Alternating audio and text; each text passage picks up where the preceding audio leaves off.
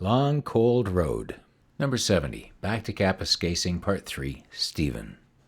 The next day we got up early and rearranged the stage for 2 drummers.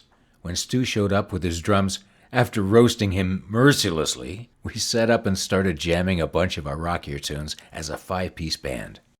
Wow! It really sparked new life into us. Zach was solid as a rock. He laid it down. Stu was more of an all-over-the-kit kind of drummer. Together they created this beast.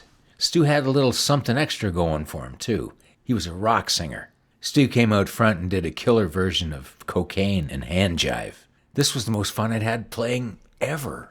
Doobie Brothers, Allman Brothers, they had 2 drummers. We did a lot of their tunes. And there weren't very many double drummer bands touring on our circuit. I didn't know of any. To me, it made good business sense.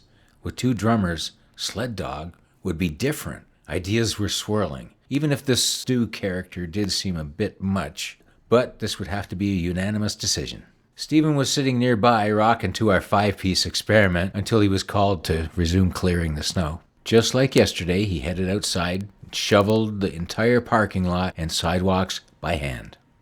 That afternoon, Dean and I had our door open when Stephen was finally done. He came up the stairs with a couple of friends. They sat on Stephen's bed and chatted with us briefly. We told him we were thinking about hiring the second drummer.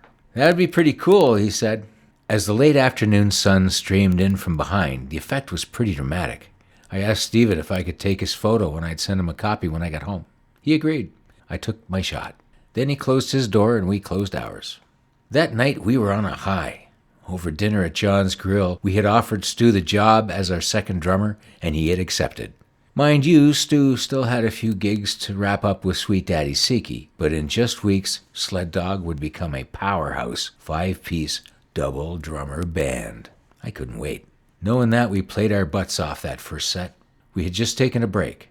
Scotty was on the bar phone telling Francine to change all the future contracts to make Sled Dog a 5-piece band. Our price just went up. I excused myself to the men's room, which was situated directly under the stairs leading up to the hotel rooms. My head was spinning, thinking of all the cool new songs we'll be able to learn.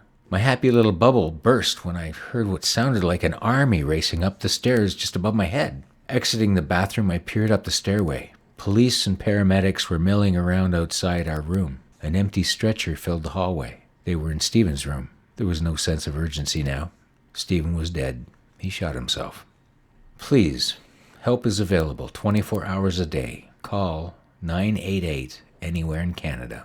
Or please find help in your area.